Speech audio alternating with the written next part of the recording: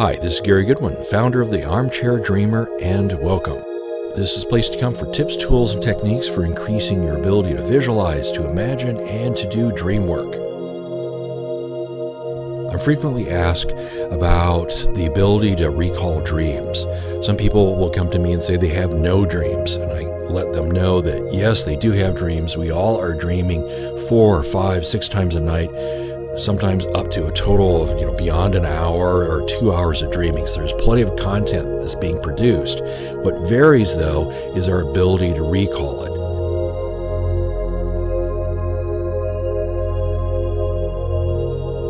There's a few things we need to do before we start. The first one is clarifying why do we want to do this work. I'm not asking for a long discussion or debate with yourself, but just a little clarification.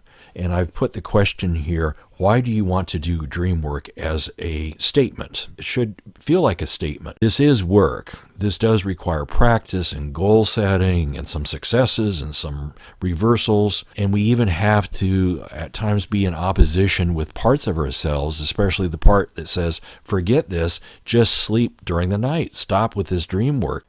Here are the basic whys. And most likely you're going to find one of these as an explanation of why you're doing this work. You want to know what you might know in a place outside your daytime awareness. And that gets back to what most people are interested in, is looking at their dreams and seeing what that indicates about their life.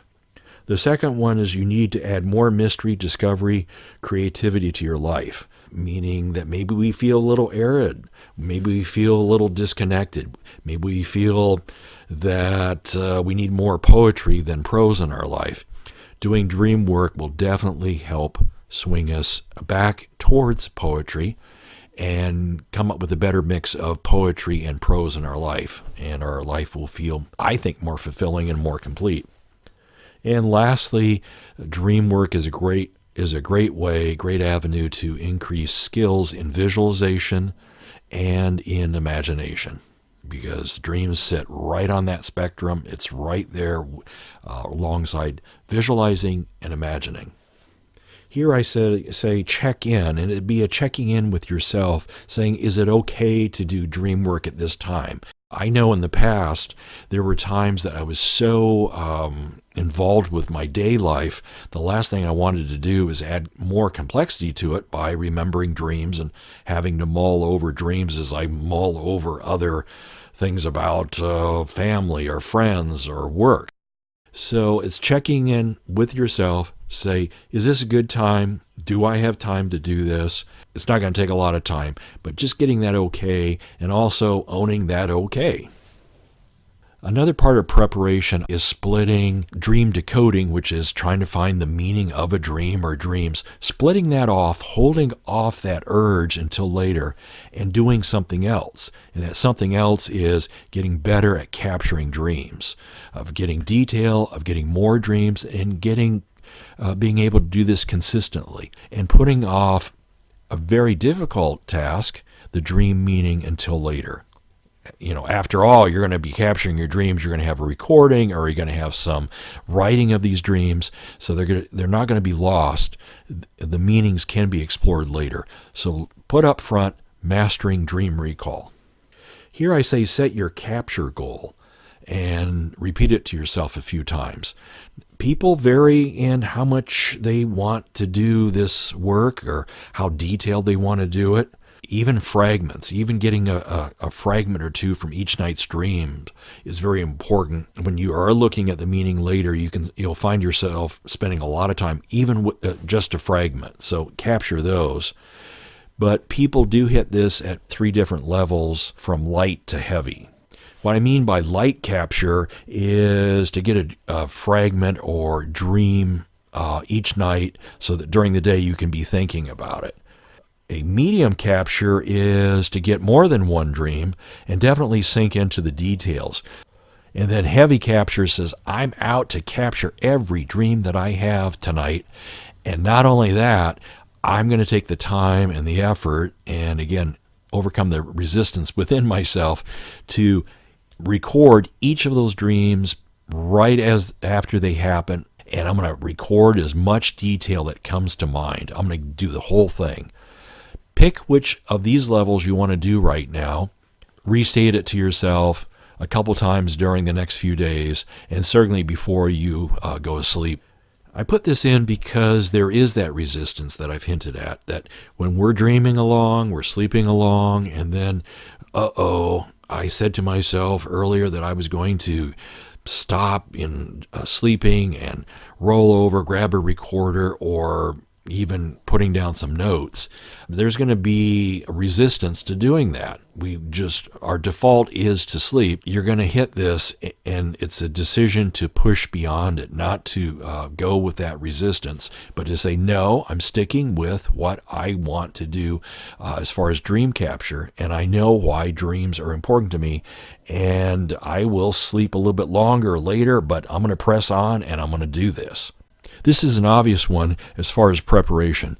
Determine how you're going to record your dreams. Is it going to be using your phone and just hitting the record button, or is it going to be something like making notes?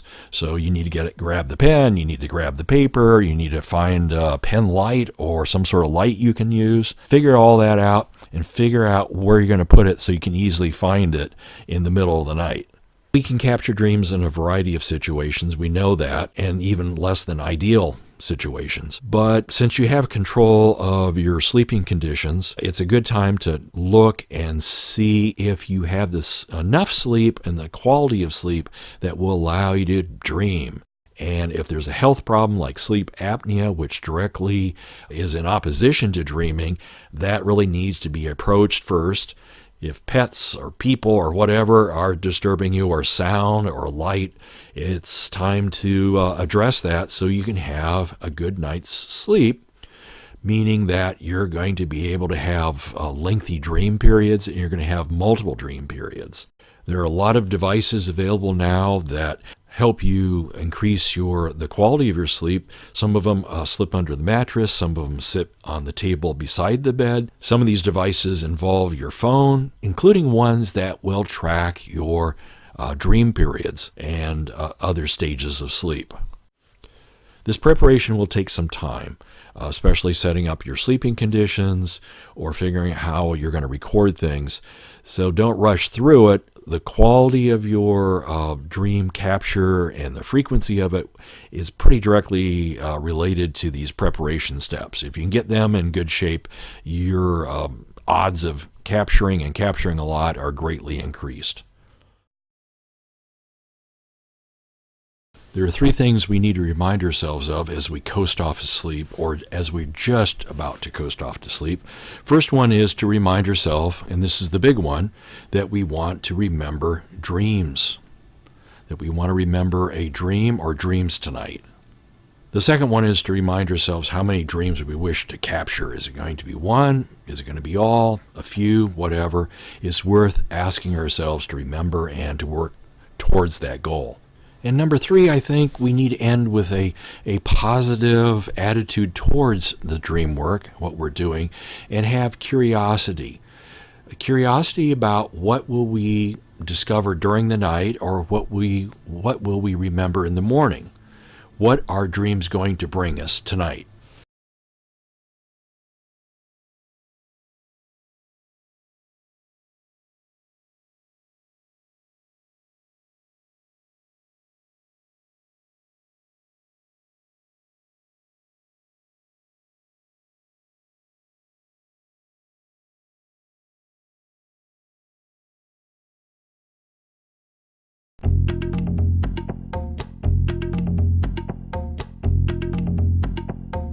Okay, at last we made it into sleep.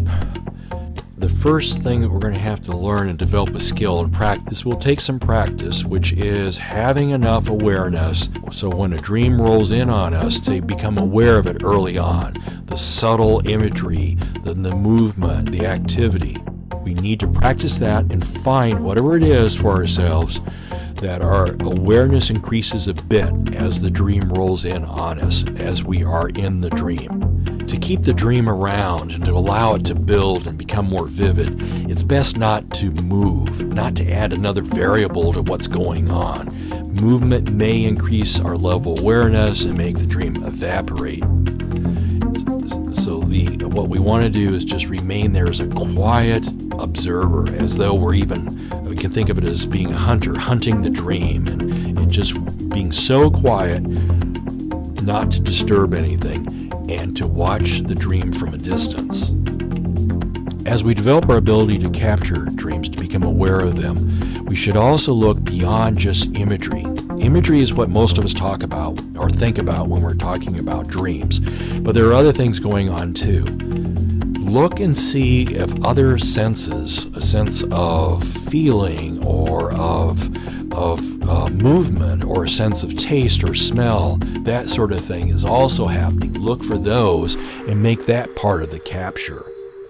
As the hunter of the dream, we just hold back and we continue to watch, carefully watch, seeing how the dream's going to play out. What is the action that's going on? No one can really define for you when to stop the dream, when to become a little bit more alert. Whatever that process is, we need usually to bring it up a little bit more, to bring it all not only over that we have awareness of the dream, that we're dreaming, that we can play back, sort of repeat back, or rewind back what has just happened, but pull it over to make it a little bit more solid in our memory. This takes practice. Again, this is the crucial part of what makes the difference between no recall and recall. So don't be surprised when you need to spend some time developing this over not many, but at least several nights. I want to add a note to this. I think there's some part of our mind, some parts of part of ourselves that really it sees its job during the night is get us back to sleep. Like, ignore that sound. It was nothing in the real world. Ignore that dream. It's nothing. You need to get your sleep, so get back to sleep. Don't pay attention to this stuff. And it's also going to tell that part of ourselves that has the intention to capture dreams, don't worry about this. Why are you doing this? Don't fool with capturing your dream. Just get back to sleep. Ignore the dream. Ignore your intention. You can capture them some other time. Just get back to sleep right now. You need your sleep. You're so tired. You got to get back to sleep.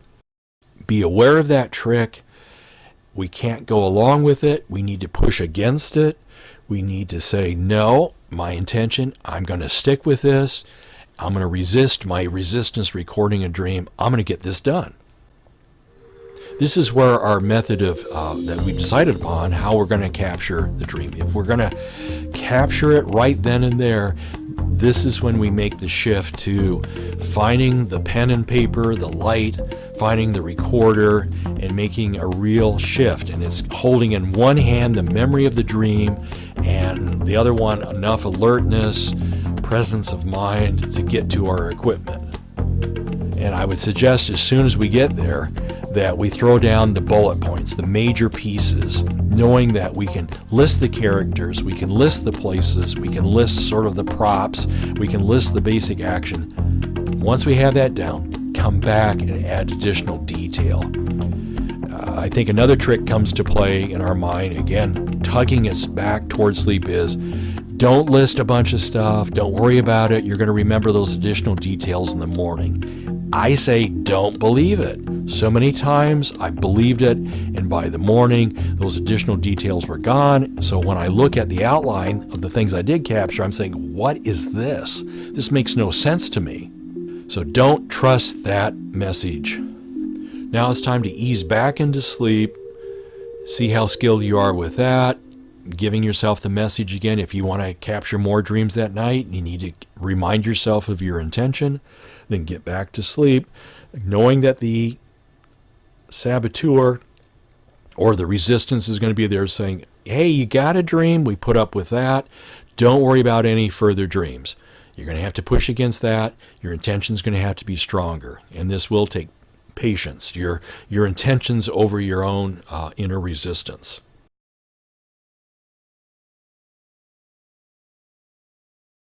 If you can sleep a few minutes longer benefit will be significant for you, because it is in the later period of our sleep period that we are closer to consciousness and that we're dreaming longer. There's a greater possibility we're going to remember more details, we're going to remember more of the dream, and we're going to remember more of our dreams. And I'm talking about after 5 hours of sleep, maybe after 6 hours of sleep, after we've gotten that big chunk of, on the front end, of deep sleep behind us.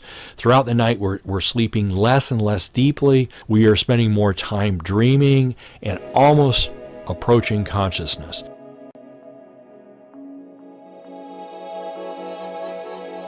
We are almost at the end of this discussion about how to improve your dream recall, and there's just a couple more things, and this is for when you wake up.